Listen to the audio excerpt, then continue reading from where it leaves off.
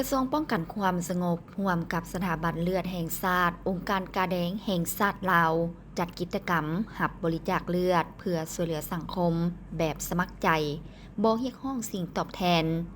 นำพาโดยทานจันทราสุขสาครหัวหน้าสถาบันเลือดแห่งชาติและพันโทดอกเตอร์นางมณีไลทิพวงศ์รองหัวหน้ากลุ่มเสนาหักกลุ่มใหญ่พละธิการกระทรวงป้องกันความสงบ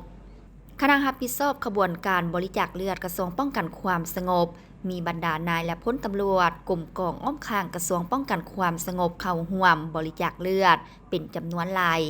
ในวันที่ 12 มีนาคม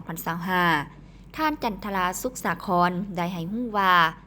กิจกรรมครั้งนี้จัดขึ้นเพื่อเป็นการสร้างขบวนการเข้านับรับตอน 3 วันประวัติศาสตร์คือวันสั่งตั้งพรรคประชาชนปฏิวัติลาวครบรอบ 70 ปี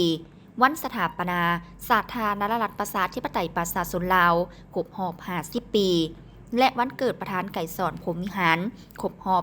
115 ปี โดยเฉพาะวันสั่งตั้งกำลังป้องกันความสงบครบรอบ 64 ปี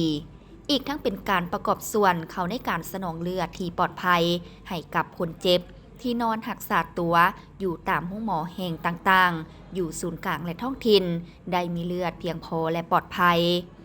การบริจาคเลือดบ่เฉพาะแต่ในยามที่มีกิจกรรมเท่านั้นแต่บรรดาท่านยังสามารถประกอบส่วนบริจาคเลือดได้ทุกวัน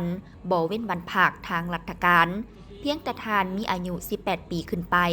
มีน้ำหนัก 45 กิโลขึ้นไปมีสุขภาพร่างกายแข็งแรง